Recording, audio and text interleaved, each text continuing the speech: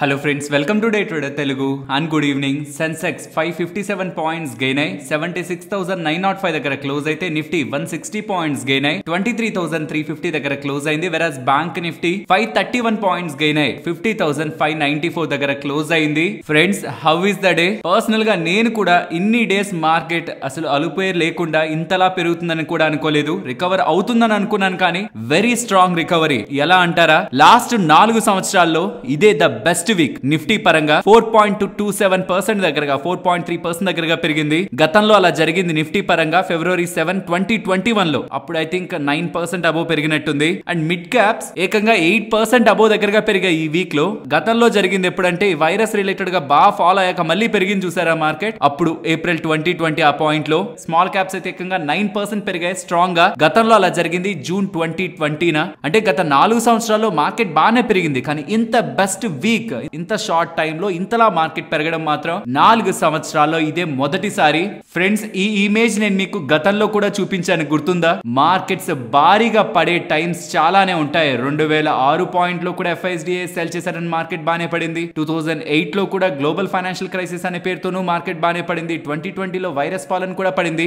Market ఎంత కిందకి వెళ్తుందో మన ఎవరికి తెలియదు, కానీ ఆ మొత్తం ఫాల్ ని రికవర్ చేయడానికి కొన్ని డేస్, జస్ట్ కొన్ని డేస్ మెజారిటీ ఆఫ్ ఫాల్ ని రికవర్ చేసే ప్రయత్నం చేస్తాయి. 2006 లో 3 బెస్ట్ డేస్, అలాగే 2018 లో ఏ బెస్ట్ డేస్ ఉన్నాయి, 2020 లో ఏ బెస్ట్ డేస్ ఉన్నాయి, అండ్ ఆ top 5 best days, top 10 best days, top 15, top 20 best days ఎంత రిటర్న్ ని జనరేట్ చేశాయి అనేది కూడా ఇక్కడ మీరు స్క్రీన్ మీద గమనించవచ్చు. సో జస్ట్ మనం మార్కెట్ ని టైం చేయాలని పడిపోతున్నప్పుడు ఎగ్జిట్ అయ్యి కరెక్ట్ గా మనం అమ్మేసిన తర్వాత ఈ బెస్ట్ డేస్ వచ్చాయనుకోండి, ద వర్స్ట్ మిస్టేక్ అవుతుంది కాబట్టి మార్కెట్ లో. సో ఓవరాల్ గా చెప్పాలనుకునేది, మార్కెట్ లో బెస్ట్ డేస్ ఎప్పుడు వస్తాయి, సడన్ గా మార్కెట్ లో ఈ పాజిటివిటీ ఎందుకు వస్తుంది అనేది ఎవ్వరూ ఎక్స్ప్లెయిన్ చేయలేరు. ఇప్పుడు మార్కెట్ ఎందుకు పెరుగుతుందో కూడా మీరు సాలిడ్ గా వెతకడానికి ప్రయత్నించండి. రియల్ రీజన్స్ కనిపించవు. బట్ ఫ్యూ డేస్ బ్యాక్ ఈ మొత్తం స్ట్రాంగ్ ర్యాలీ రాకముందే ఈ వీడియోస్ దగ్గరే నేను క్లియర్ గా చెప్పాను, ఈ ట్రంప్ గారు ఏప్రిల్ 2 పాలసీస్ రిలేటెడ్ గా మార్కెట్ లో ఏదైతే అతి భయాలు మార్కెట్ లో కమ్ముకున్నాయో అలా జరగదో అన్న ఒక చిన్న హోప్ మార్కెట్ లోకి వచ్చినా చాలు, మార్కెట్ రికవరీ సైడ్ ముందుకు వెళ్తుందని. దానికి తగ్గట్టే అక్కడ యుఎస్ ట్రెజరీ సెక్రటరీ గారు కానీ అండ్ యుఎస్ డొనాల్డ్ ట్రంప్ గారు కూడా ఈవెన్ ఇవాళ కూడా స్టేట్మెంట్స్ చేశారు, నేను రెసిప్రోకల్ టారిఫ్లు వేస్తున్నాను, ఏప్రిల్ 2 వేస్తున్నాను. ఇది చూడండి, మన ఇండియా పేరే, మళ్ళీ ఇండియా మీద కూడా నేను వేస్తాను, మాకు మంచి రిలేషన్ ఉంది కానీ ఇండియా మీద కూడా వేస్తాను, ఎందుకంటే వాళ్ళు యుఎస్ ప్రొడక్ట్స్ మీద ఎక్కువ టారిఫ్లు వేస్తారు, మరి మేము కూడా వేయాలి కదా, రెసిప్రోకల్ టారిఫ్లు వేయాలి కదా అనే స్టేట్మెంట్స్ వస్తున్నా ఎందుకు మార్కెట్ సీరియస్ గా తీసుకోలేదంటే, మళ్ళీ తనే తన నోట్ తో ఇండియా టారిఫ్లు కట్ చేస్తుందని కూడా ఎక్స్పెక్ట్ చేస్తున్నాను. ఇది ఇండైరెక్ట్ గా వెపన్ లా అనిపించట్లేదా? నేను ఏప్రిల్ 2 ఖచ్చితంగా టారిఫ్లు వేస్తాను, కాకపోతే ఈ లోపే వాళ్ళు తగ్గిస్తారేమో మా మీద ట్యాక్స్లు, నేను ఎక్స్పెక్ట్ చేస్తున్నా తగ్గిస్తారేమో అని. తగ్గించకపోతే మాత్రం ట్యాక్స్లు వేస్తాను. ఈ స్టేట్మెంట్స్ మార్కెట్స్ విని విని విని విని ఇవాళ తను చేసిన స్టేట్మెంట్స్ అయితే మార్కెట్ సీరియస్ గా తీసుకోలేదు. అండ్ మార్కెట్స్ రిలేటెడ్ గా ఒక ఇంపార్టెంట్ థింగ్ చెప్పాలనుకుంటున్నాను. మార్కెట్స్ ఇలా వన్ డైరెక్షనల్ గా కింద పడ్డాయి కదా, ఇప్పుడు పెరుగుతున్నాయి కదా, ఇలా మాత్రం ఎక్స్పెక్ట్ చేయకండి. అంటే కరెక్ట్ గా పడిందేమో పడింది, మళ్ళీ పెరిగిపోద్ది, అంతే లెవెల్స్ కి పెరిగిపోతుంది. ఒక వి షేప్ రికవరీని ఎక్స్పెక్ట్ చేయకండి. వస్తే మంచిదే, కానీ అలా అనుకోవడం ద్వారా ఏమవుతుందంటే ఖచ్చితంగా మార్కెటింగ్ కొంచెం పైకి పెరిగి మళ్ళీ పడడం స్టార్ట్ అయింది అనుకోండి, మీరు ఏదైతే ఈ ఎక్స్పెక్టేషన్ ఇక్కడ వరకు పెట్టుకొని ఉంటారో అది జరగనప్పుడు మళ్ళీ డిసప్పాయింట్ అవడం, మళ్ళీ ఫ్రస్ట్రేషన్ మార్కెట్ కి అగైనెస్ట్ గా మీకు డెవలప్ అవుతుంది. కాబట్టి పర్సనలీ ఎప్పుడు కూడా రికవరీని వి షేప్ లో ఎక్స్పెక్ట్ చేయకండి, డబ్ల్యూ షేప్ లో ఎక్స్పెక్ట్ చేయండి. మీన్స్ ఇప్పుడు పడింది, పెరుగుతుంది, ఇంకొంచెం పెరిగినా మళ్ళీ కొంత డౌన్ సైడ్ కి వచ్చి మళ్ళీ పైకి పెరిగే ప్రయత్నం చేస్తుంది. సో ఈ డౌన్ సైడ్ మూని కూడా మీరు కొంత మైండ్ లో పెట్టుకొని నెక్స్ట్ మార్కెట్ పెరుగుతుందని ఎప్పుడైతే మీకు కొంత మైండ్ సెట్ ప్రిపేర్డ్ గా ఉంటుందో, దెన్ అప్పుడు ఈవెన్ మీకు నెక్స్ట్ మార్కెట్ లో వచ్చే ఫాల్ మిమ్మల్ని ఇంపాక్ట్ చేయదు. లేదు డైరెక్ట్ గా వి షేప్ వచ్చేసినా మంచిదే, కానీ నేనైతే పర్సనల్ గా వి షేప్ ని కాదు డబ్ల్యూ షేప్ ని అయితే ఎక్స్పెక్ట్ చేస్తున్నాను. ఇంకొంత మార్కెట్ పెరిగి కొంత మళ్ళీ డౌన్ సైడ్ వచ్చి కన్సాలిడేట్ అయ్యి మళ్ళీ మార్కెట్స్ పెరుగుతాయి. కాకపోతే ఇక్కడ పాయింట్ అంతా నెక్స్ట్ క్వార్టర్లీ నెంబర్స్ ఎలా ఉంటాయని. మార్చ్ ఎండెడ్ క్వార్టర్, ఈ మంత్ ఎండెడ్ తర్వాత నుంచి మనకి నెంబర్స్ రావడం స్టార్ట్ అవుతాయి కదా, మే హాఫ్ ఆ పాయింట్ లో మనకి క్లియర్ గా నెంబర్స్ రిలేటెడ్ గా అవుట్కమ్స్ అన్ని కూడా వచ్చేస్తూ ఉంటాయి. కాబట్టి అవి మార్కెట్ ఒక నెక్స్ట్ బుల్ మూన్ అయితే డిఫైన్ చేస్తాయి. బట్ నేను గతంలో నేను ఎక్స్పెక్ట్ చేసింది అయితే, ఈవెన్ ఈ నెలంతా మార్కెట్లు పడినా నేను మార్కెట్ లో మంచి సెంటిమెంట్ ని ఆగస్ట్ పాయింట్ కి ఎక్స్పెక్ట్ చేస్తున్నాను. మ్యాక్రో ఎకనామిక్ డేటా కానీ, జీడిపి రిలేటెడ్ గా కానీ, ఈ మొత్తం ఫ్లో మార్కెట్స్ రిలేటెడ్ గా, ఇండియన్ మార్కెట్స్ రిలేటెడ్ గా పాజిటివ్ గా మాట్లాడుకునే వాళ్ళ సంఖ్య కానీ నాకు జూలై ఎండింగ్ ఆగస్ట్ ఆ పాయింట్ లో ఎక్కువగా ఉంటుంది ఇండియన్ మార్కెట్స్ లో అనేది నా ఒపీనియన్. లెట్స్ సీ ఇఫ్ అదే కానీ కంటిన్యూ అయ్యి ఈ లోపే మంచి నెంబర్స్ కూడా వచ్చాయనుకోండి, అది అన్ని మార్కెట్స్ కి కలిసి ఒక మంచి పాజిటివ్ ఫ్యాక్టర్. అన్ని పాజిటివ్ సైడ్ చూస్తే, మరి నెగిటివ్ సైడ్ చూస్తే నెంబర్స్ బాగా రాకపోవడం. బట్ నేను అనుకున్న మ్యాక్రో ఎకనామిక్ డేటా అయితే రిఫ్లెక్ట్ అవుతుంది వస్తుంది ఇన్కమ్ ట్యాక్స్ రిలేటెడ్ గా బెనిఫిట్. నేనైతే ఖర్చులు చేస్తారు, సేవింగ్స్ వెళ్తాయి, ఖర్చులకు కూడా వెళ్తాది, ఖర్చులు కొంత పెరిగే అవకాశం ఉంటుందని అయితే ఎక్స్పెక్ట్ చేస్తున్నా. అండ్ ఇంకొకటి సెబీ వాళ్ళు కూడా రంగంలో దిగినట్లయితే కనిపిస్తుంది. ఇప్పటి వరకు మనకేంటి సెబీ వాళ్ళు మాట్లాడతారనే కదా అనుకున్నా, కానీ సెబీ వాళ్ళు ఎఫ్పిఐ డిస్క్లోజర్, ఈ ఎఫ్ఐఎస్ కి సంబంధించిన డిస్క్లోజర్ నార్మ్స్ ని ఈజ్ చేయడానికి ప్రయత్నిస్తున్నారు. దానికి సంబంధించిన పనుల్ని ఆల్రెడీ సెబీ వాళ్ళు స్టార్ట్ చేశారనేలా కూడా మనకి అప్డేట్స్ కనిపిస్తున్నాయి బిజినెస్ స్టాండర్డ్ అండ్ ఇతర ఫైనాన్షియల్ ప్లాట్ఫామ్స్ లో. ఇఫ్ దిస్ ఈస్ ట్రూ, అదే నిజమవుతుంటే దాని ఎఫ్ఐఎస్ రిలేటెడ్ గా ఇప్పటి వరకు మార్కెట్స్ లో కొనసాగిన అన్సర్టనిటీ ఈజ్ అయ్యే అవకాశం ఉంది. ఫ్రెండ్స్, నిన్న 3239 కోట్లకి సంబంధించిన ఎఫ్ఐఎస్ ఒక భయం కనిపించింది. బట్ ఇవాళ కనిపించే ఎఫ్ఐఎస్ నంబర్ ని మాత్రం నమ్మకండి. అండ్ నిన్నటి వీడియోలోనే షేర్ చేశాను కదా, ఎఫ్టిఎస్సి రీబ్యాలెన్సింగ్ ఇవాళ జరగబోతుంది. ఆల్మోస్ట్ $1.6 బిలియన్ కి సంబంధించిన ప్యాసివ్ ఇన్ఫ్లోస్ ఇవాళ మార్కెట్ లోకి అయితే రాబోతున్నాయి. ఏ కంపెనీస్ లోకి ప్రధానంగా డబ్బులు రాబోతుంది అనేది కూడా ఇక్కడ మీరు గమనించవచ్చు. నేనైతే ఒక ఫుల్ ఫ్లెడ్జ్డ్ ఇమేజెస్ ని నేను మీకు షేర్ చేశాను. అది నిన్నటి వీడియో లాస్ట్ లోకి వెళ్ళారంటే మీకు ఆ ఇమేజెస్ కూడా కనిపిస్తాయి. సో ఈ రీజన్స్ తో ఇవాళ ఎఫ్ఐఎస్ నెంబర్ కొంత స్క్యూ అయి ఉంటుంది కాబట్టి, కొంత ఒక సైడ్ కి టిల్ట్ అయి ఉంటుంది కాబట్టి దాన్ని పెద్దగా సీరియస్ గా తీసుకోకండి. ఇవాళ నెంబర్ ని కంప్లీట్ గా నెగ్లెక్ట్ చేయండి. అది ఎంత పాజిటివ్ గా ఉన్నా ఇవాళది కంప్లీట్ గా పక్కన ఉంచండి. ఆ నెంబర్ అయితే నేను కింద పెడతాను, బట్ అది చూసి మాత్రం ఎటువంటి ఒపీనియన్ కూడా మార్కెట్స్ రిలేటెడ్ గా క్రియేట్ చేసుకోవద్దు. అండ్ అపార్ట్ ఫ్రమ్ ఎఫ్ఐఎస్ ఒక క్యాష్ బయింగ్ వాళ్ళ ఫ్యూచర్స్ యాక్టివిటీ కూడా సిగ్నిఫికెంట్ గా ఇంప్రూవ్ అవుతుంది. లెస్ దాన్ 5 days లో ఆర్ ఈవెన్ ఓన్లీ 5 days లో 40% దగ్గరగా వాళ్ళ షార్ట్స్ అయితే తగ్గాయి. 19% దగ్గరగా ఉన్న లాంగ్ పొజిషన్స్ ప్రెసెంట్ 30% దగ్గరగా ఇంప్రూవ్ అవుతుండడం ఎఫ్ఐఎస్ ఒక బయింగ్ యాక్టివిటీ కనిపిస్తుంది. షార్ట్స్ కవర్ అవుతున్నాయి మార్కెట్స్ లో. షార్ట్ టర్మ్ లో ఇంతలా పెరగడానికి ప్రధానమైన కారణానికి ఈ షార్ట్ కవరింగ్ ని కూడా మనం యాడ్ చేయొచ్చు. అండ్ ఇంకొక పాజిటివ్ ఎఫ్ఐఎస్ ఒక షార్ట్ కవరింగ్ తో పాటు డొనాల్డ్ ట్రంప్ గారు ఏంటంటే ఫెడ్ చైర్మన్ గారిని పిలుస్తూ, ఈ రీసెంట్ గా ఫెడ్ చైర్మన్ గారు పాస్ చేశారు కదా, వడ్డీ రేట్లను తగ్గించలేదు, పెంచలేదు కదా, తను ఏమంటున్నారంటే ఒక మంచి పని చేయండి, do the right thing. Right thing అంటే ఇక్కడ తన దృష్టిలో వడ్డీ రేట్లు కట్ చేయడం. April 2nd లిబరేషన్ డే అమెరికాకు సంబంధించి నేను నీ రిలేటెడ్ గా వడ్డీ రేట్ల కట్ నైతే ఎక్స్పెక్ట్ చేస్తున్నా. ఎలాగో ట్రాన్సిషన్ జరుగుతుంది కాబట్టి ఈ రెసిప్రోకల్ టారిఫ్లను April 2nd వేస్తాను కాబట్టి తర్వాత ఇన్ఫ్లేషన్ ని చూసుకొని ఒక మంచి పని చెయ్యండి అని ఫెడ్ వాళ్ళకి చెప్తూ ఉండడం, ఇండైరెక్ట్ గా ప్రెషర్ పెడుతూ ఉండడం అనమాట ఫెడ్ చైర్మన్ గారిపై వడ్డీ రేట్లు తగ్గించమని. మరి చూడాలి ఫెడ్ చైర్మన్ గారు దీని రిలేటెడ్ గా ఎలా ఫర్దర్ గా రెస్పాండ్ అవుతారని. ఫ్రెండ్స్, ఓన్లీ ఫెడ్ వాళ్ళు మాత్రమే కాదు వడ్డీ రేట్లని పాస్ చేసింది. బ్యాంక్ ఆఫ్ ఇంగ్లాండ్ వాళ్ళు కూడా 4.5% దగ్గర వాళ్ళ వడ్డీ రేట్లను వదిలేస్తూ వాళ్ళు కూడా పాస్ చేశారు. రీసెంట్ గా బ్యాంక్ ఆఫ్ జపాన్ వాళ్ళు, పీపుల్ బ్యాంక్ ఆఫ్ చైనా, ఈ చైనాకు సంబంధించిన సెంట్రల్ బ్యాంక్ వాళ్ళు, యుఎస్ కి సంబంధించిన ఫెడ్ వాళ్ళు, ఇప్పుడు బ్యాంక్ ఆఫ్ ఇంగ్లాండ్ వాళ్ళు, ఈ 4 కంట్రీస్ కి సంబంధించిన సెంట్రల్ బ్యాంక్స్ అన్ని కూడా వాళ్ళ వడ్డీ రేట్లని పాస్ అయితే చేశాయి. బట్ యుఎస్ కి సంబంధించిన సెంట్రల్ బ్యాంక్ ని ట్రంప్ గారు మాత్రం వడ్డీ రేట్లు తగ్గించమని ఇండైరెక్ట్ ప్రెషర్ ని, సాఫ్ట్ ప్రెషర్ అయితే పెడుతున్నారు. మరి చూడాలి మార్కెట్స్ ఎలా మూవ్ అవుతాయని. అండ్ ఐటీస్ రిలేటెడ్ గా ఓవర్ నైట్ లో చాలా టెన్షన్స్ అయితే డెవలప్ అయ్యాయి. బికాస్ యాక్సెంచర్ స్టాక్ 7% దగ్గరగా పడింది. దీనికి మన ఐటీ స్టాక్స్ ఏమైనా భారీగా పతనం అవుతాయని ఒక కన్సర్న్స్ అయితే వస్తున్నాయి. ఫ్రెండ్స్, యాక్సెంచర్ పడిన దానికి ప్రధానమైన కారణం వీళ్ళ నెంబర్స్ కాదు. మీరు జస్ట్ యాక్సెంచర్ ఎలాన్ మస్క్ అని టైప్ చేయండి, అక్కడ మీకు క్లియర్ గా కనిపిస్తుంది. ఎలాన్ మస్క్ గారికి సంబంధించిన డాజ్ పెయిన్ అని. డాజ్ అంటే డిపార్ట్మెంట్ ఆఫ్ గవర్నమెంట్ ఎఫిషియన్సీ అనమాట. అంటే అక్కర్లేని వాటికన్నిటికీ గవర్నమెంట్ ఖర్చు పెడుతుంటే వాటిని తగ్గించేస్తుంది. అది అలా చాలా స్పెండింగ్స్ ని కట్ చేసింది. యాక్సెంచర్ వాళ్ళు ఏం చెప్తున్నారంటే, మాకు యుఎస్ గవర్నమెంట్ తో ఆల్మోస్ట్ 8% దగ్గరగా రెవెన్యూ ఉంది, ఆల్మోస్ట్ $17 బిలియన్ ఆఫ్ బిజినెస్ ఉంది. కానీ ఇప్పుడు ఎలాన్ మస్క్ గారికి సంబంధించిన డాజ్ మాత్రం అమెరికాకి సంబంధించి మేమేమైతే గవర్నమెంట్ కి బిజినెస్ ఇస్తున్నామో దాంట్లో చాలా వర్క్స్ ని ఇంపాక్ట్ చేసింది. సో కాబట్టి మా యుఎస్ గవర్నమెంట్ కి సంబంధించిన బిజినెస్ ఇంపాక్ట్ అవుతుందని ఇలా, దీని కారణంగా వాళ్ళ రెవెన్యూస్ ఇంపాక్ట్ అవుతాయని ఇలా వాళ్ళు చేసిన స్టేట్మెంట్స్. ఎలాన్ మస్క్ గారు ఎంత దూరమైనా వెళ్తారు కదా, ఒకవేళ అది అన్నెసరీ స్పెండింగ్ అనుకుంటే ఖచ్చితంగా యాక్సెంచర్ వాళ్ళ యుఎస్ గవర్నమెంట్ ఒక రిలేషన్స్ ని ఇంపాక్ట్ చేసేలా ఎలాన్ మస్క్ గారి డాజ్ యాక్షన్స్ తీసుకుంటుంటే అది యాక్సెంచర్ బిజినెస్ ని ఇంపాక్ట్ చేస్తుంది కాబట్టి స్టాక్ అయితే పడింది. దానికి మన ఇండియన్ ఐటీ కంపెనీస్ కి యాజ్ ఆఫ్ నౌ నాకు తెలుస్తున్నంత వరకు డైరెక్ట్ రిలేషన్ అయితే లేదు. ఒకవేళ మన ఇండియన్ కంపెనీస్ కూడా యుఎస్ గవర్నమెంట్ కానీ ఇటువంటి సర్వీసెస్ అందిస్తుంటే దాని అప్పుడు మనం కన్సర్న్ ని వ్యక్తం చేయాలి. యాజ్ ఆఫ్ నౌ నేను వెతికినంత వరకు, ఈ పాయింట్ కి వెతికినంత వరకు యుఎస్ గవర్నమెంట్స్ కి మన ఇండియన్ కంపెనీస్ సర్వీసెస్ ఇస్తున్నట్లయితే నాకైతే కనిపించలేదు. ఒకవేళ నాకు అలా కనిపిస్తే మాత్రం నెక్స్ట్ నేను ఇన్ఫార్మ్ చేస్తాను. యాజ్ ఆఫ్ నౌ మన ఐటీ కంపెనీస్ అలాంటివి పెద్ద మొత్తంలో చేయకపోవడం కారణంగానే ఈవెన్ యాక్సెంచర్ అంత పడినా మన ఐటీ స్పేస్ బెటర్ గానే ఉందన్న విషయాన్ని మనం అర్థం చేసుకోవాలి. ఫ్రెండ్స్, ఇలా మార్కెట్ లో ఉంటున్న ఎంటైర్ డేటాను అనాలిసిస్ చేస్తూ కంటెంట్ మీ ముందుకు తీసుకురావడానికి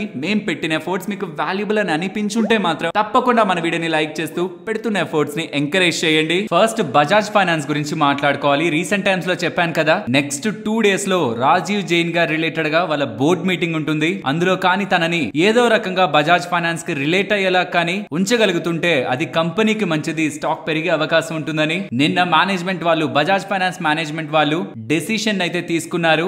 రాజీవ్ జైన్ గారు ప్రెసెంట్ ఉంటున్న సిఇఓ అండ్ ఎండి పొజిషన్ నుంచి వైస్ చైర్మన్ పొజిషన్ కి నెక్స్ట్ 3 ఇయర్స్ పాటు ఏప్రిల్ 1, 2025 నుంచి ఎలివేట్ చేయనున్నారని, అలాగే అనూప్ కుమార్ షాహా గారిని ఎండీగా 3 సంవత్సరాల పాటు బజాజ్ ఫైనాన్స్ కి అపాయింట్ చేస్తున్నట్లు డెసిషన్ తీసుకున్నారు. ఇప్పుడు ఎవరైతే ఎండీగా రానున్నారో తను ఇంతకు ముందు డిప్యూటీ ఎండీ అన్నమాట. ఇప్పుడు తను ఎలివేట్ అయి ఎండీ పొజిషన్ కి నెక్స్ట్ 3 ఇయర్స్ కి వెళ్తున్నారు అనూప్ కుమార్ గారు. సో ఇక్కడ మెయిన్ పాయింట్ అంతా రాజీవ్ జైన్ గారు present MD and CEO position నుంచి బయటకు వెళ్ళిపోతారా, బజాజ్ ఫిన్సర్వ్ కి వెళ్తారా అని క్వశ్చన్ మార్క్స్ ఉంటున్న ఇలాంటి సందర్భంలో తను వైస్ చైర్మన్ గా ఇంకొక 3 సంవత్సరాలు కూడా బజాజ్ ఫైనాన్స్ కి సేవలను అందించనున్నారని వస్తున్న అప్డేట్స్. దీంతో స్టాక్ కి వాళ్ళ మంచిగా పెరిగింది. ఫ్రెండ్స్, ఇది ఫైనాన్షియల్ టాపిక్ కాకపోతున్నా మనకి న్యాయ వ్యవస్థపై చాలా గౌరవం ఉంటుంది కదా. పొలిటీషియన్ కరప్ట్ అవ్వచ్చు, అఫీషియల్స్ కరప్ట్ అవ్వచ్చు, ఏదున్నా కోర్టులు ఉన్నాయి, న్యాయం ఉంటుంది. District court, high court, supreme court, ఇలా మనకి న్యాయ వ్యవస్థల పైన ఉంటున్న అపార నమ్మకాన్ని ఇలాంటి ఇన్సిడెంట్స్ కొంతవరకు చెరిపేస్తున్నాయి. ఢిల్లీ హైకోర్టుకి సంబంధించిన జడ్జి వాళ్ళ ఇంటి దగ్గర ఒక ఫైర్ ఇన్సిడెంట్ జరిగింది. ఫైర్ ఇన్సిడెంట్ కదా అని అది ఇంట్లో ఉంటున్న వాళ్ళకి హెల్ప్ చేయడం, ఆ ఇంట్లో ఉంటున్న వాళ్ళని ప్రొటెక్ట్ చేసే ప్రయత్నంలో ఇంట్లో భారీగా చాలా పెద్ద హ్యూజ్ మొత్తంలో క్యాష్ దొరికిందంట. ఆ ఫైర్ ఇన్సిడెంట్ కాకపోతే దొరికేది కాదు, బట్ ఆ ఫైర్ ఇన్సిడెంట్ పెద్ద మొత్తంలో క్యాష్ దొరుకుతూ ఉండడం ఆ జడ్జ్ ని, ఎవరి ఇల్లు అయితే ఉందో ఆ జడ్జ్ ని అలహాబాద్ హైకోర్టు కి ట్రాన్స్ఫర్ చేశారు. ఢిల్లీ హైకోర్టు నుంచి అలహాబాద్ హైకోర్టు కి. అలహాబాద్ హైకోర్టు వాళ్ళు ఏమన్నారంటే, ఎక్కడెక్కడో కరెక్ట్ అయిన జడ్జెస్ ని మా దగ్గరికి తెచ్చి పడేస్తున్నారేంటి, మేమేం ట్రాష్ బిన్ కాదు, చెత్త కుప్ప కాదు అని వస్తున్న జడ్జ్ ని అక్కడే అలహాబాద్ బార్ అసోసియేషన్ వాళ్ళైతే అపోజ్ చేశారు. జస్టిస్ జశ్వంత్ వర్మ తన ఇంట్లో నీ డబ్బులు దొరికింది. ఇంకా డబ్బులు ఎంత అమౌంట్ అనేది బయటకు రావట్లేదు, కానీ చాలా హ్యూజ్ సమ్ ఆఫ్ మనీ అని అయితే చెప్తున్నారు. సో అంత డబ్బులు, అది కూడా లిక్విడ్ గా అంటే బ్లాక్ మనీగా జడ్జి ఇంట్లో దొరకడం, ఏదైతే తనని ఫ్రేమ్ చేయడానికైనా అలా చేసి ఉండాలి, ఎల్స్ తనంతటగా తాను లంచం తీసుకునే కేసుల్ని ఇప్పటి వరకు తీర్పులు చెప్పుంటే మాత్రం అది చాలా మంది అమాయకులకి అన్యాయం అయితే చేసుంటుంది. దీని మీద ఖచ్చితంగా సరైన ఎంక్వైరీ జరగాలి. ఫ్రెండ్స్, జూన్ సిరీస్ నుంచి ఈ 5 స్టాక్స్ ని ఎన్ఎస్సి వాళ్ళ ఎఫ్ఎన్ఓ లోంచి అయితే తొలగిస్తున్నారు. Apollo Tyres, Deepak Nitrite, Escorts Kubota, MRF, Ramco Cements next కొత్త సిరీస్ లో మనకు కనిపించావు. ఐ మీన్ జూన్ సిరీస్ నుంచి ఇంకా కనిపించావు. ఫైనలీ ఎప్పటి నుంచో ఎదురు చూస్తున్న మనపురం ఫైనాన్స్ డీల్ అయితే కంప్లీట్ అవబోతుంది. సుమారుగా 42% వాటాని బయాన్ క్యాపిటల్ వాళ్ళు $1 బిలియన్ పెట్టి సుమారుగా 10,500 కోట్లు పెట్టి కొనబోతున్నారు. లాస్ట్ 6 మంత్స్ యావరేజ్ ప్రైస్ తో పోలిస్తే 30% ప్రీమియం అండ్ థర్స్డే ప్రైస్ తో పోలిస్తే 10% premium, which is nothing but 236 rupees per share లో ఈ మొత్తం ట్రాన్సాక్షన్ చేస్తున్నారని ఇలా అప్డేట్ చేస్తూ ఉండడం ఇవాళ స్టాక్ ఇంతలా పెరగడానికి ప్రధానమైన కారణం. మరి ప్రమోటర్స్ వాటా ఏమవుతుంది? ప్రమోటర్స్ దగ్గర 35% వాటా ఉంది, అది 28.9% కి రెడ్యూస్ అవుతుంది. అండ్ ఒక strong private equity player Bayan capital వాళ్ళు ఇప్పుడు 40% తో, ఎగ్జాక్ట్లీ చూస్తే 42% తో కంపెనీ రిలేటెడ్ గా మెజారిటీ షేర్ హోల్డర్ గా అయితే మారుతారు. ఓపెన్ ఆఫర్ కూడా ట్రిగ్గర్ అవుతుంది 26% కి. బట్ ఫైనలీ డీల్ అయితే కంప్లీట్ అవుతూ ఉండడం చాలా టైం తర్వాత డెఫినెట్లీ కంపెనీ రిలేటెడ్ గా మంచిగానే చూడొచ్చు. అండ్ వీళ్ళ రిలేటెడ్ గా ఆశీర్వాద్ మైక్రో ఫైనాన్స్ ఉంది కదా, ఐపీఓ గా రావాల్సింది, దానైతే క్యాన్సిల్ చేసుకుంటున్నారు. ప్రాబబ్లీ డీల్ రిలేటెడ్ గా తర్వాత రీస్ట్రక్చర్ చేస్తారనుకుంటా. ఈక్విటీ రిలేటెడ్ గా ఏదైనా డెసిషన్స్ మారుతాయేమో చూడాలి. దానే వాల్యుయేషన్స్ లో మార్కెట్ లోకి తీసుకొస్తారని యాజ్ ఆఫ్ నో దానైతే విత్ డ్రా చేసుకుంటున్నారు. ఫ్రెండ్స్, ఇలా న్యూస్ అప్డేట్స్ ని అనాలిసిస్ చేస్తూ మీ ముందుకి కంటెంట్ తీసుకురావడానికి మేం పెడుతున్న ఎఫర్ట్స్ మీకు వాల్యుబుల్ గా అనిపిస్తూ ఉంటే మన వీడియోని తప్పకుండా లైక్ చేయండి. నెక్స్ట్ వాటెక్ వాబ్యాక్ గురించి మాట్లాడుకోవాలి. మున్సిపల్ ప్రాజెక్ట్స్ రిలేటెడ్ గా నార్ ఫండ్ వాళ్ళతో $100 మిలియన్ రిలేటెడ్ గా వీళ్ళొక నాన్ బైండింగ్ ఈక్విటీ పార్ట్నర్షిప్ లోకి వాటెక్ వాబాగ్ వాళ్ళు ఎంటర్ అవుతున్నట్లయితే అప్డేట్స్ చేస్తున్నారు. సో ఈ పార్ట్నర్షిప్ లో వాటెక్ వాబాగ్ వాళ్ళు ఏంటంటే టెక్నికల్ పార్ట్నర్ అనమాట. లైక్ ఈపీసీ ప్రాజెక్ట్స్ చేయడంలో కానీ, engineering procurement and construction projects పరంగా కానీ, O&M ఆపరేషన్స్ అండ్ మెయింటెనెన్స్ పరంగా కానివ్వండి, ఆ రోల్ వీళ్ళు ప్లే చేస్తారు. వెరాస్ $100 మిలియన్ కి సంబంధించిన ఈక్విటీ ఇన్వెస్ట్మెంట్ పరంగా మున్సిపల్ సెక్టర్ లో ఉంటున్న ప్రాజెక్ట్స్ పరంగా నార్ ఫండ్ వాళ్ళ కన్సార్టియం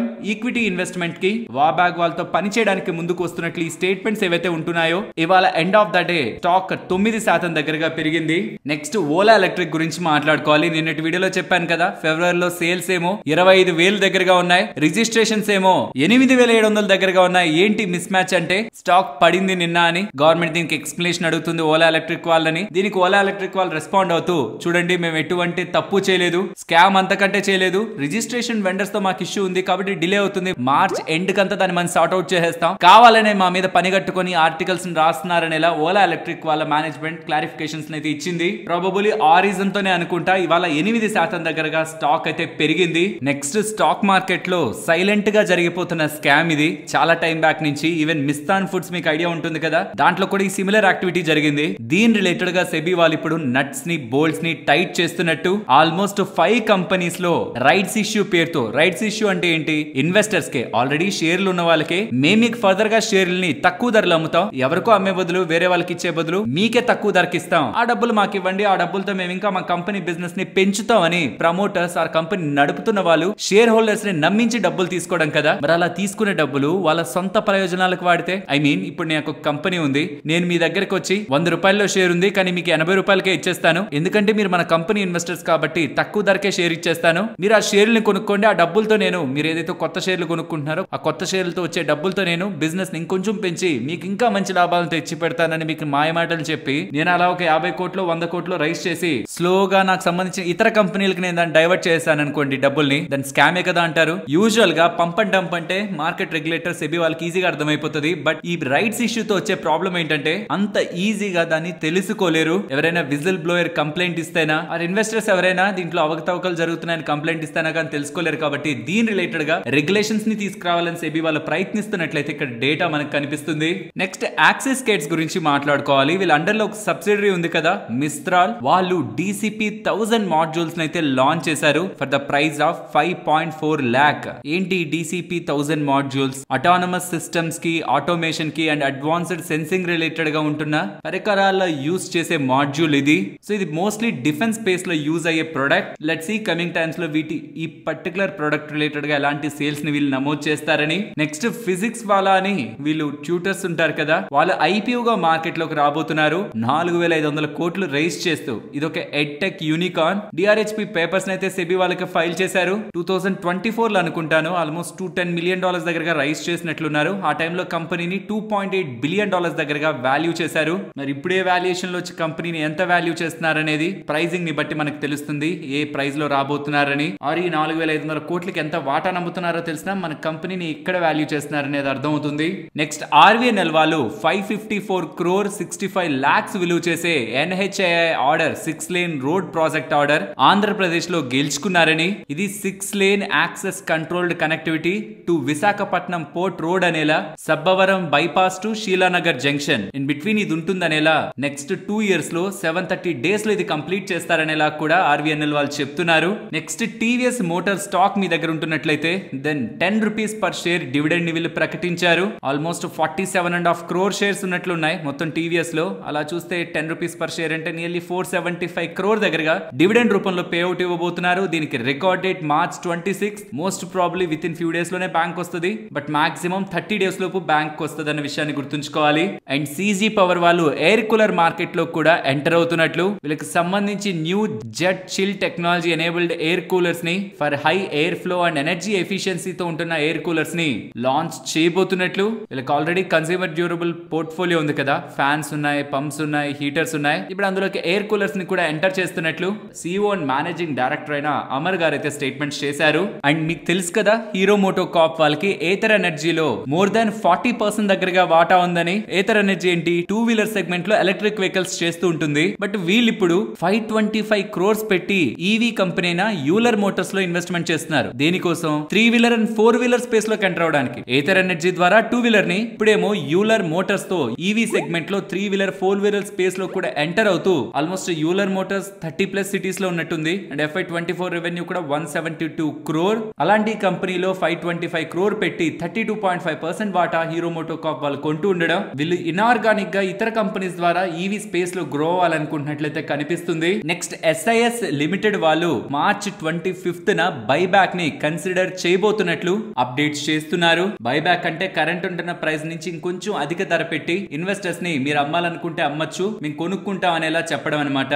చూద్దాం మరి వీళ్ళు ఎంత బైబ్యాక్, ఎంత సైజ్ బైబ్యాక్ అనౌన్స్ చేస్తారు March 25th and A price లో బైబ్యాక్ చేయబోతున్నారని. నెక్స్ట్ రైల్ టెల్ గురించి మాట్లాడుకోవాలి. వీళ్ళకి 16 crore 89 lakhs విలువ చేసే optical fibre cable order ministry of defence వాళ్ళ దగ్గర నుంచి లభించిందని. ఇది March 2026 లోపు కంప్లీట్ చేస్తారని కూడా చెప్తున్నారు. అండ్ హిందాల్కో వాళ్ళు 45,000 crore ఇన్వెస్ట్మెంట్ ప్లాన్ అయితే అప్డేట్ చేస్తున్నారు. In aluminium, copper, speciality alumina ఈ ఇన్వెస్ట్మెంట్స్ వెళ్తాయని. So that in future electric vehicles, aerospace, energy storage and circular economy related గా వీళ్ళు రెడీగా ఉండడానికి ఇన్వెస్ట్మెంట్స్ చేస్తున్నట్టు అప్డేట్స్ అయితే కనిపిస్తున్నాయి. April 1వ తేదీ నుంచి సెబీ వాళ్ళ కొత్త రూల్స్ అయితే అమలవబోతున్నాయి. ఎంత నామినీస్ ని పెట్టినా ఆ పర్సన్ కి ఏదైనా ప్రమాదం జరిగి ఏదైనా తిరిగి రాని లోకాలకు తను వెళ్లారనుకోండి ప్రమాదవశాత్తు, అసలు తను ఎక్కడ ఇన్వెస్ట్మెంట్స్ చేశారు, వాటి పాస్వర్డ్స్ ఏంటి, అసలు ఎక్కడెక్కడ లాగిన్ అవ్వాలన్న విషయాలు ఏవి కూడా ఫ్యామిలీ మెంబర్స్ కి తెలియవు కదా. కాబట్టి most of the mutual funds కానీ డీమ్యాట్ అకౌంట్స్ కానీ ఫ్యామిలీ మెంబర్స్ కి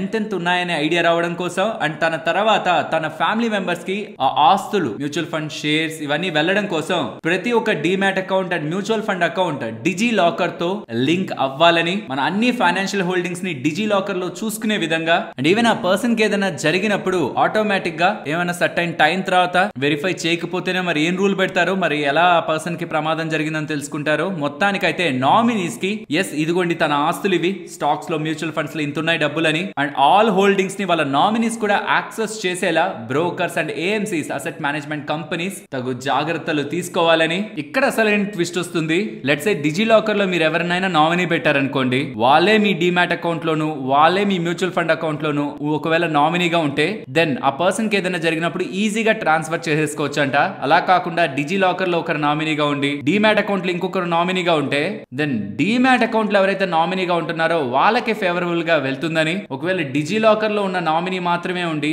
డీమ్యాట్ అకౌంట్ లోనో లేకపోతే మ్యూచువల్ ఫండ్ అకౌంట్ లోనో ఎటువంటి నామినీ లేకపోతుంటే లీగల్ హెయిర్ కి ఆ ప్రాపర్టీస్ ఆర్ ఆ లిక్విడ్ అసెట్స్ వెళ్తాయని ఇలా చెప్తున్నారు. అండ్ ఇది April 1st, 2025 నుంచి అమల్లోకి అయితే రానుంది. ఒకసారి మీ డిజి లాకర్ లో కూడా నామినీస్ ని అప్డేట్ చేసే ప్రయత్నం చేయండి. అండ్ మీ మ్యూచువల్ ఫండ్స్ కానీ డీమ్యాట్ అకౌంట్స్ లో కానీ ఇక్కడ ఏ నామినీ అయితే ఉందో అక్కడ కూడా అదే నామినీని పెడితే ప్రమాదం తర్వాత ఏదైనా ట్రాన్స్ఫర్ చేసుకోవాలన్నప్పుడు వాళ్ళకి చాలా ఈజీ అయిపోతుంది. మరొక ఇంట్రెస్టింగ్ వీడియోతో మళ్ళీ మీ ముందుకు వస్తాను. అంతవరకు టేక్ కేర్. జై హింద్.